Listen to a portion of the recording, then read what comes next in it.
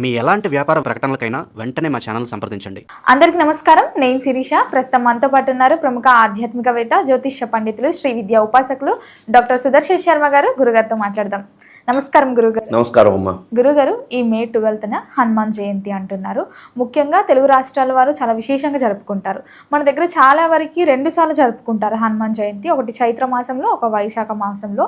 ముఖ్యంగా మరి హనుమాన్ జయంతి అసలు చైత్ర మాసంలో చేసుకోవాలా, వైశాఖ మాసంలో చేసుకోవాలా, ఒకసారి తెలియజేయండి. స్వమస్మిన్ కార్య నిర్యోగే ప్రమాణం హరిసప్తమ హనుమన్ యత్నమాస్తాయ దుఃఖ క్షయకరో భవ పంచవక్త్రం మహాభీమం త్రిపంచనయనైరుతం కోటి సూర్య సమాభాసం కపివక్త్రం సుతేజసం దంష్ట్రాకరారవదనం భృకుటియకుటిలేక్షణం దశభిర్బాహుభిర్యుక్తం సర్వకామార్ధసిద్ధిదం బుద్ధిబలం యశోధైర్యం నిర్భయత్వమరోగత అజాడ్యం వాక్పటుత్వం చ హనుమత్స్మరణాత్ భవేత్ మనోజవం మారుతుల్యవేగం జితేంద్రియం బుద్ధిమతాం వరిష్టం వాతాత్మజం వానరయోధ్యముఖ్యం శ్రీరామదూతం శిరసా నమామి.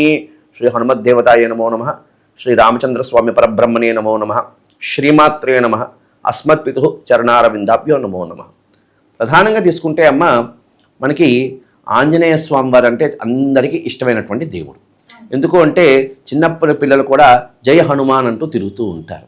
మనకి కార్టూన్స్ అన్నీ కూడా హనుమాన్ హనుమాన్ అంటూ పిల్లల్ని కూడా మనకి ప్రధానంగా చిన్నపిల్లలని కానీ పెద్దవాళ్ళని కానీ ఆంజనేయ స్వామి గణపతి అంటే ఇష్టపడలేని వాళ్ళు ఎవ్వరూ ఉండదు. అలాంటిది హనుమంతుడు ప్రతిదానికి కూడా కార్యసిద్ధిని కలిగింపజేసేవాడు. అటువంటి హనుమంతుడు వారి గురించి నాకు కూడా ఈ మధ్యన చాలామంది ఫోన్లు చేయడం జరుగుతున్నది. గురువుగారు, అసలు హనుమత్ జయంతి ఎప్పుడు చేసుకోవాలి? చాలామంది చైత్ర మాసంలో వచ్చినటువంటి పౌర్ణమి రోజు అంటున్నారు, కొంతమంది వైశాఖ మాసంలో బహుళ దశమి అంటున్నారు. దీనికంటూ శాస్త్ర ప్రమాణం ఉందా? అయితే మనకి ఏదైనా శాస్త్ర ప్రామాణికంగా తీసుకోవాలి. శాస్త్ర ప్రమాణితి శాస్త్ర. ఏదైనా మనం ఒక విషయాన్ని ఒక జయంతి చేసుకోవాలి అన్నా ఏదో మనకి పురాణాలు, శాస్త్రాలు, వేదాలు కూడా ఒక నిర్దిష్టమైనటువంటి విషయాన్ని తెలియజేశాయి. అదేవిధంగా ఆంజనేయ స్వామి వారికి జననానికి సంబంధించి కూడా ఒక శాస్త్ర ప్రమాణం అంటూ ఉన్నది.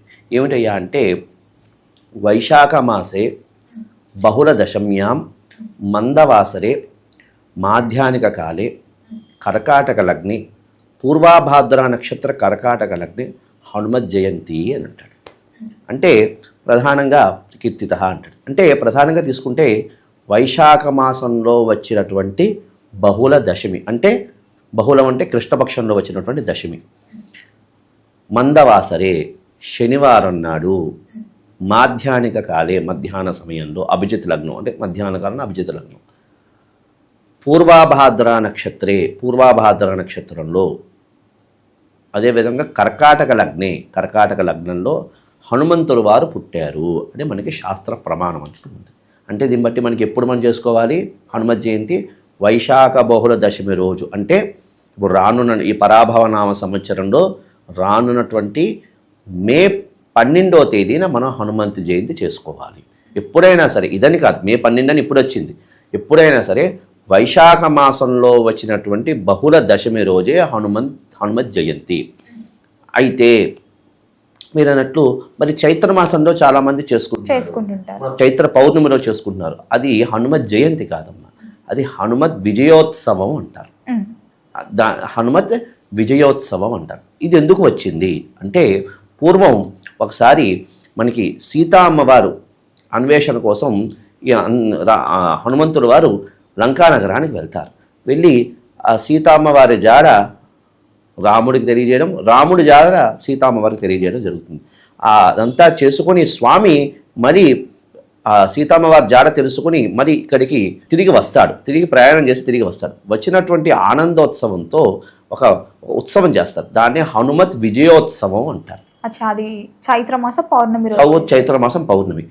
ఇప్పుడు మనం ఏంటంటే, ఇప్పుడు చూడండి, మనం ఎవరైనా మన వాళ్ళ బంధువులు ఎవరైనా ఉంటే ఒక పెద్ద అవార్డు తీసుకున్నారు, ఎవరైనా మన బంధువులు పెద్ద అవార్డు ఫారెన్లో తీసుకున్నారు, వారు ఇండియా వస్తున్నారంటే మనం ఒక బొకే తీసుకెళ్ళి ఎలా మనం వాళ్ళని వెల్కమ్ టు ఇండియా అని మనం ఎలా స్వాగత సభ ఎలా చెప్తామో, అదేవిధంగా ఆంజనేయ స్వామి వారు అక్కడ 2 విషయాలు తీసుకుని వచ్చారు. ఏ విధంగా అంటే, అక్కడ అమ్మవారు సీతామ్మవారిని చూసి సీతామ్మవారికి ధైర్యంగా ఉన్నమ్మా, రామచంద్రస్వామి వారి బంటూని నేను అని చెప్పి సీతామ్మవారికి ధైర్యం చెప్పి రాముడు తాలూకా విషయాలు అంటే ఆయన క్షేమ సమాచారాలు తెలియజేసి సీతామ్మవారి తాలూకా క్షేమ సమాచారాలు తెలియజేయడంలో ఒక విజయం సాధించారు. అదేవిధంగా ఇంకేమిటి, ఆయనే ముందుగానే అక్కడ రావణుడి మీద విజయం సాధించేశాడని అనుకోవాలి. ఎలాగా అంటే అక్కడ లంకానగరం అంతా దహనం చేసి వచ్చాడు. అందుకే చూసి రమ్మనిన కాల్చి వచ్చినా అని మనకి శాస్త్రం వచ్చింది. మనకి సుందరకాండలో కూడా ఉంటుంది. ముందుగానే ఆంజనేయ స్వామి వారు వెళ్ళి అక్కడ దాడి చేసి వచ్చారు అని అనుకోవచ్చు. ఆయన విజయం సాధించి వచ్చారు అని. ఎలాగా అంటే ఆ లంకానగరం అంతా కూడా పూర్తిగా కాల్చివేసి అదే అంతా అంటించేసి సుందరమైనటువంటి లంకానగరం. మన నగరాల్లో కన్నా ఉత్తమమైనటువంటి నగరం ఏమిటయ్యా అంటే లంకానగరం. ఆ లంకానగరం అంతా కూడా ఆయన మొత్తం కాల్చివేసి వస్తాడు. ఈ రెండిట్లో కూడా ఆయన విజయం సాధించి వచ్చాడు. కాబట్టి ఈ వానర శ్రేష్ఠుడు అందరూ అంటే జాంబవంతుడు అనుకోండి, అదేవిధంగా సుగ్రీవుడు అనుకోండి, అదేవిధంగా విభీషణుడు, వీరందరూ కూడా ఆ ఆనందానికి సంబంధించి, ఎందుకంటే సప్త సముద్రాలు దాటి ఆయన సీతమ్మ వారి జాడ తెలుసుకుని వస్తారు. ఆ ఆనందంతో వాళ్ళందరూ కూడా ఒక ఉత్సవం చేస్తారు, విజయోత్సవం. ఆ విజయోత్సవాన్ని వీరు చైత్రమాసంలో చేసుకుంటున్నారమ్మా. దీన్ని హనుమత్ విజయోత్సవం అంటారమ్మా. తప్ప కానీ మనకి శాస్త్ర ప్రమాణం ఏమిటయ్యా అంటే వైశాఖ బహుళ దశమి రోజే మనం హనుమత్ జయంతి అనేది చేసుకోవాలి. గురుగారు, ముఖ్యంగా మరి ఈ రోజు ఇంట్లో పూజా విధానం ఏంటంటారు? ఎలాంటి నియమాలు పాటిస్తే బాగుంటుందంటారు? ప్రధానంగా ఈ హనుమత్ జయంతి రోజు ఏం చేసుకోవాలయ్యా అంటే ప్రాతకాలం నిద్రలేచి స్వామివారికి సంబంధించినటువంటి స్వామి ఎక్కడుంటాడయ్యా అంటే చక్కగా ఆయన ఈ కదలీవనంలో ఉంటాడు. కదలీవనం అంటే ఏమిటి? అరటి చెట్లు ఎక్కడ ఉంటాయో అక్కడ స్వామి ఉంటాడు అని. ఎందుకని? స్వామివారికి అరటి చెట్లు అంటే ప్రీతి. ఆయనకి అరటి పళ్ళన్నా అరటి చెట్లన్నా చాలా ప్రీతి. అక్కడ ఉంటాడు అని మనకి స్వామివారి ఉపాసన క్రమంలో కొన్ని విషయాలు కూడా తెలియజేస్తున్నాయి. మనకి ఏదైనా ఒక ఉపాసనా దేవత యొక్క తత్వం తెలుసుకోవాలంటే, ఇప్పుడు ఉదాహరణకి లలితా సహస్రనామం, అమ్మవారి తాలూకు ఉపాసన తత్వం తెలుసుకోవాలంటే ఏం చేయాలి? మనం లలితా సహస్రనామం, దేవీ భాగవతం ఇలా అధ్యయనం చేయాలి. అదేవిధంగా హనుమంతుడు వారి తాలూకా ఉపాసన తత్వం గురించి తెలుసుకోవాలి అంటే పరాశర సంహిత అన్నటువంటి పుస్తకం ఉంటుంది. అదే రిఫర్ చేస్తే మనకు తెలుస్తుంది. అందులో కూడా క్లియర్గా అందులో కూడా విశేషంగా రాయడం జరిగింది. ఏమిటయ్యా అంటే ఆంజనేయ స్వామి వారికి కదలీవనంలో ఉంటాడు ఆయన అని. కాబట్టి మనం కదలీవనం దగ్గరికి వెళ్ళి అవకాశం ఉన్న వాళ్ళు చేస్తే ఆ స్వామివారి ఆ రోజు ఆ కదలీవనంలో స్వామివారి తాలూకా సేవ అనుకోండి, అక్కడ స్వామివారి అక్కడ పటాన్ని అక్కడ ప్రతిష్ట, అంటే అరటి తోటలు ఉంటాయి కదమ్మా, అరటి తోట దగ్గర కొంతమంది బంధువులందరూ కూడా వెళ్ళి అక్కడ చేసుకోవచ్చు. అవకాశం లేని వాళ్ళు ఇంటి దగ్గర చక్కగా అరటి తాలూకా మొక్కలని తీసుకువచ్చి అది ఇంటికి చక్కగా గుమ్మానికి కట్టుకుని చక్కగా మామిడి తోరణాలు, ఎందుకంటే ఆయనకు పచ్చదనం అంటే ఆయన చాలా ప్రీతి అమ్మ. కాబట్టి ఆ విధంగా కట్టుకుని చక్కగా ఆ రోజు స్వామివారికి విశేషంగా చక్కగా మన్యసూక్తంతో అభిషేకం చేసుకుని చక్కగా దానికి గంగసింధూరంతో స్వామివారికి లేపనం చేసి చక్కగా స్వామివారికి సంబంధించినటువంటి అష్టోత్తరాలతో అర్చన చేసుకుని చక్కగా ఆ రోజు అవకాశం ఉన్నవారు ఈ మంత్రాన్ని 108 సార్లు పారాయణ చేయడం ద్వారా ఉత్తమమైనటువంటి ఫలితాలు కలగడానికి అవకాశం ఉంటుంది. ఏమిటయ్యా మంత్రం అంటే త్వమస్మిన్ కార్యనిర్యోగే ప్రమాణం హరిసప్తమ హనుమన్ యత్నమాస్తాయ దుఃఖక్షయ కరోభవ. మరొక్కసారి చెప్తానమ్మా. త్వమస్మిన్ కార్యనిర్యోగే ప్రమాణం హరిసప్తమ హనుమన్ యత్నమాస్తాయ దుఃఖక్షయ కరోభవ అంటూ ఈ యొక్క మంత్రాన్ని సీతామ్మవారే ఉపదేశం చెప్పినటువంటి మంత్రం. అటువంటి ఉత్తమమైనటువంటి మంత్రం. ఇది చేయడం ద్వారా విశేషమైనటువంటి కార్యసిద్ధి కలుగుతుంది. అవకాశం ఉన్నవారు ఈ మంత్రాన్ని ఆ రోజు పారాయణ చేసుకుంటూ, అవకాశం ఉన్నవాళ్ళు ఒకే ఆసనం మీద కూర్చుని 108 సార్లు హనుమాన్ చాలీసా పారాయణ చేసుకుంటే స్వామి వారి తారుగా యోగక్షేమాలు స్వయంగా స్వామి చూసుకుంటారని మనకి మంత్రగ్రంథాలు తెలియజేస్తున్నాయి. అవకాశం ఉన్నవాళ్ళు ఆ విధంగా ఇచ్చేసి స్వామివారికి నివేదనగా మాష చక్రాలు, అదే గారెలు, అదేవిధంగా అప్పాలు, అదేవిధంగా ఆ రోజు అవకాశం ఉన్న వాళ్ళు అరటి పండు కూడా స్వామివారికి నివేదన చేయడం ద్వారా ఉత్తమమైనటువంటి ఫలితాలు కలగడానికి అవకాశం ఉంటుందమ్మా. ఈ విధంగా ఆ రోజు హనుమంతుడి వారికి ఆరాధన చేసుకోవడం ద్వారా ఉత్తమమైనటువంటి ఫలితాలు కలగడానికి అవకాశం ఉండి స్వామివారి కృపకు కూడా పాత్రుడు అవ్వడానికి అవకాశం ఉంటుంది. స్వామివారికి ఆయన ఆరాధన చేయడం కన్నా ఆయన తాలూకా ప్రభు అయినటువంటి రామచంద్ర స్వామి వారి ఆరాధన చేస్తే ఈయన సంతుష్టుడు అవుతాడు. అందుకే అంటారు కదా, యత్ర యత్ర రఘునాథ కీర్తనం తత్ర తత్ర కృతమస్తకాంజలిం అన్నట్లుగా రాముడు వారి తాలూకా కీర్తనలు ఎక్కడెక్కడ ఉంటాడో అక్కడ ఆంజనేయ స్వామి ఆనంద బాష్పాలతో అక్కడ తిష్ట వేసి కూర్చుంటాడు అని. అటువంటి ఆ రోజు అవకాశం ఉన్నవారు రామరక్షా స్తోత్రం కానీ, అవకాశం ఉన్నవాళ్ళు వచ్చిన వారు రామరక్ష స్తోత్రాన్ని పారాయణ చేసుకోండి. రామరక్ష స్తోత్రం పారాయణ రాని వాళ్ళు శ్రీరామ రామ రామేతి రమే రామే మనోరమే అంటూ ఈ యొక్క నామాన్ని స్వామివారిని సంబంధించినటువంటి ఈ నామాన్ని పారాయణ చేసుకోవడం ద్వారా ఉత్తమమైనటువంటి ఫలితాలు. ఎందుకంటే అక్కడ ఆంజనేయ స్వామి వారితో పాటు రాముడు ఆరాధన చేయడం ద్వారా ఈయన సంతుష్టుడవుతాడు. అంటే ఆంజనేయ స్వామి వారు తొందరగా ప్రసన్నం అవ్వాలి అంటే రామచంద్ర స్వామి వారి ఆరాధన చేస్తే ఆయన చాలా ప్రసన్నం అవుతాడు అని. కాబట్టి ఈ విధంగా ఆరాధన చేసుకోవడం ద్వారా శని సంబంధమైనటువంటి బాధలు, రాహుకేతు సంబంధమైనటువంటి దోషాలు కూడా పరిహారం అయ్యి స్వామివారి కృపకు పాత్రులు అవుతారు అనే విషయం కూడా తెలియజేస్తున్నారమ్మ. ఈ విధంగా ఆరాధన చేసుకోవడం ద్వారా ఉత్తమమైనటువంటి ఫలితాలు కలుగుతుంది. గురుగారు, చాలా వరకు చూస్తుంటాం అన్ని దేవుళ్ళకి నార్మల్గా మనం బొట్టు పెడుతూ ఉంటాం, కానీ హనుమంతుల వారికి మొత్తం సింధూరంతోనే ఉంటుంది. మరి హనుమంతుల వారికి ఎందుకు సింధూరం అంటే అంత ఇష్టం? మంచి ప్రశ్న వేసావమ్మ. ప్రధానంగా అందుకే అంటారు మనకి కలౌ కపి వినాయక. కలియుగంలో కపి అంటే ఎవరు? ఆంజనేయ స్వామి. కలౌ కపి వినాయక. కలియుగంలో గణపతి, అదేవిధంగా ఆంజనేయ స్వామి ఆరాధన విశేషమైన ఫలితాలు ఇస్తుంది అని. ఎందుకంటే వీరిద్దరికీ కూడా ఇష్టమైనటువంటిది ఏమిటి అంటే సింధూర వర్ణం. ఆంజనేయ స్వామి వారికి సింధూర వర్ణం అంటే ఇష్టం, అదేవిధంగా గణపతికి కూడా సింధూర వర్ణం అంటే ఇష్టం. అయితే ఈ ఆంజనేయ స్వామి వారికి ఎందుకు సింధూర వర్ణం అంటే ఇష్టం అంటే ప్రధానంగా తీసుకుంటే ఒకానొక సమయంలో సీతా అమ్మవారు దాని ఏమంటారు మందిరంలో ఉన్నప్పుడు ఆంజనేయ స్వామి వారు సీతమ్మవారి తాలూకు పాపిడిలో పెట్టినటువంటి సింధూరాన్ని చూసి అడుగుతాడు, అమ్మా ఎందులకు ఈ యొక్క సింధూరాన్ని నువ్వు ధరించేవు, ఏ కారణం చేత ధరించేవు, ఏమిటి అని అంటే దీని సింధూరం అంటారు నాయన, ఇది రామచంద్ర స్వామి వారికి చాలా ప్రీతిని కలిగిస్తుంది, ఇది నేను పెట్టుకుంటే రామచంద్ర స్వామి వారు చాలా ప్రీతి చెందుతారు, ఆ కారణం చేత ఇది నేను నా యొక్క పాపిడిలో ధరిస్తున్నాను అని సీతమ్మవారు తెలియజేస్తుంది. అసలే స్వామివారు వానర శ్రేష్ఠుడు, వానరస్వరు ఇది. కాబట్టి ఆంజనేయ స్వామి వారికి ఏమనుకున్నారు, సీతమ్మవారు ఈ మాత్రమే తన పాపిడిలో పెట్టుకుంటే ఆ రాముడికి అంత ఇష్టమైనప్పుడు నేను నా శరీరాన్ని అంతా పూసుకుంటే ఇంకా స్వామి సంతుష్టుడవుతారు అన్నటువంటి భావనతో ఆ ఆంజనేయ స్వామి వారు ఒక సింధూరం అంతా కూడా తన శరీరానికి పాముకుని ఉంటారు.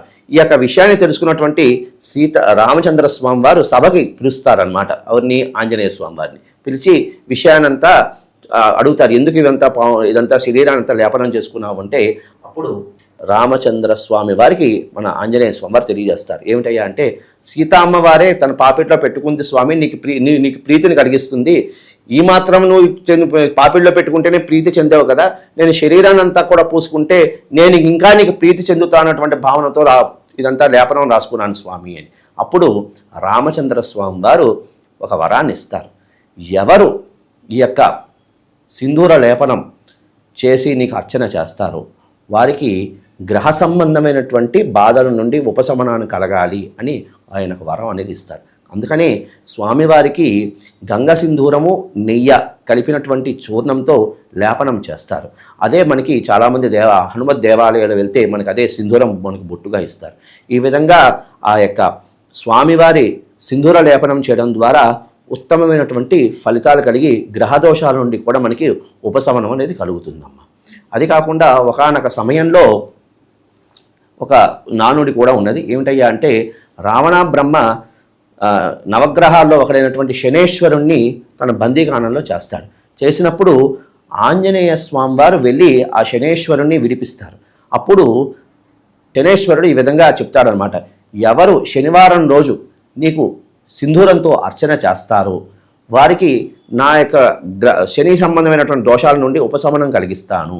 అందుకనే శనేశ్వరుడి యొక్క మాట మేరకు మనకి స్వామివారు సింధూర లేపనం చేయడం ద్వారా, శనివారం నాడు స్వామివారికి సింధూర లేపనం చేయడం ద్వారా ఈ శని సంబంధమైనటువంటి దోషాలు కూడా ఈ శనేశ్వరుడు ఇవ్వాల్సినటువంటి ఫలితాలు అంటే చెడు ఫలితాల నుండి కూడా ఉపశమనం కలిగి వారికి కోరికలు అభీష్టాలు కూడా నెరవేరుతాయి తల్లి. అందుకని స్వామివారికి సింధూరం అంటే అంత ప్రీతి. గురుగారు, ముఖ్యంగా ఆంజనేయ స్వామి పూజ చేస్తున్న ప్రతిసారి ముఖ్యంగా చూసుకుంటారు తమలపాకులు ఉన్నాయా లేదా అని, తమలపాకు మాల వేస్తూ ఉంటారు కదా, మరి ఎందుకు హనుమంతుల వారికి ఆ తమలపాకులు అంటే అంత ఇష్టం? మంచి ప్రశ్న వేసావమ్మ. ప్రధానంగా ఆంజనేయ స్వామి వారికి తమలపాకు మాల అంటారు, దీన్నే నాగవల్లి మాల అంటూ ఉంటారు. స్వామివారికి నాగవల్లితో అర్చన చేయడం, నాగవల్లి మాల సమర్పణ చేయడం, దాన్ని తమలపాకు మాల సమర్పణ చేయడం. ఎందుకు స్వామివారికి అంత ప్రీతి అంటే, ఒకానొక సమయంలో ఆంజనేయ స్వామివారు రామకార్యార్థమై లంకా నగరానికి వెళ్ళి సీతమ్మవారు ఉంటే సీతమ్మవారి జాడ తెలుసుకుని సీతమ్మవారికి రాముడు తాలూకు ముద్రిక చూపించి అక్కడి నుంచి సీతమ్మవారి దగ్గర నుంచి కూడా ఆనవాళ్ళు తీసుకొచ్చి రాముల వారికి చూపిస్తారు. ఈ యొక్క ఎందుకంటే మామూలు విషయం కాదు కదమ్మా, 7 సముద్రాలు దాటి స్వామివారు లంకానగరానికి వెళ్ళి ఆ సీతమ్మవారి తాలూకా జాడ తెలుసుకుని వస్తారు. ఈ యొక్క విజయానికి సంబంధించి అక్కడ ఉన్నటువంటి వానర శ్రేష్ఠుడు అందరూ, ఉదాహరణకి అక్కడ ఉన్నటువంటి విభీషణుడు అనుకోండి, అదేవిధంగా జాంబవంతుడు అనుకోండి, ప్రధానమైనటువంటి వ్యక్తులు వీరందరూ కూడా ఈ యొక్క ఆనందంతో, ఎందుకంటే మామూలు విషయమా, రామచంద్ర స్వామి వారి యొక్క కష్టాన్ని తెలుసుకుని ఆ స్వామివారు వెళ్ళి, ఆంజనేయ స్వామివారు వెళ్ళి 7 సముద్రాలు దాటి అవి ఆ సీతమ్మవారి జాడ తెలుసుకుని వస్తారు కదా.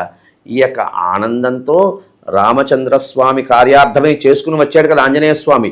ఈ యొక్క ఆనందంతో ఈ యొక్క విభీషణుడు, సుగ్రీవుడు, అదేవిధంగా జాంబవంతుడు వీరందరూ కూడా ఒక ఆనందంతో అక్కడ వచ్చి ఆంజనేయ స్వామి వారికి వచ్చేసరి వాళ్ళందరూ కూడా ఒక ఆనందంతో, ఇప్పుడు మనం ఏం లేదమ్మా, చిన్న విషయం, ఎవరైనా మన బంధువులు ఎవరైనా ఫారెన్ నుంచి వస్తున్నారనుకోండి, మనం ఆనందంతో ఏం చేస్తాం, ఒక బుకే తీసుకెళ్ళి ఇస్తూ ఉంటాం, వారికి వెల్కమ్ చెప్తూ ఉంటాం. అదేవిధంగా ఆ రామకార్యార్థమే వెళ్ళి 7 సముద్రాలు దాటి వచ్చాడు కదా ఆంజనేయ స్వామి. వచ్చినంతో అక్కడ వాళ్ళందరూ కూడా అక్కడ దొరికినటువంటి దేవుని దొరికింది అంటే తమలపాకు చెట్టు దొరికింది. తమలపాకు చెట్టు తీగలతో ఉంటుంది కదమ్మా. ఈ తీగలతో తయారైనటువంటి తమలపాకు చెట్టుని ఒక దండగా ఏర్పాటు చేసి స్వామివారి మెడలో వేస్తారు. ఎవరు వేస్తారు? జాంబవంతుడు వేస్తారు. అప్పుడు ఆంజనేయ స్వామి వారి వరం ఇస్తారన్నమాట. ఏమని? ఎవరు నాకు ఈ యొక్క నాగవల్లి అంటే తమలపాకు దండతో నాకు ఎవరు అర్చన చేస్తారు, తమలపాకుతో నాకు ఎవరు పూజ చేస్తారు, వారి యొక్క కష్టాలన్నీ కూడా నెరవేరుస్తాను, వారికి గ్రహదోషాల నుండి ఉపశమనం కలుగుతుంది అని, వారి కార్యసిద్ధి కలుగుతుంది అని స్వామివారు వరం ఇస్తారు.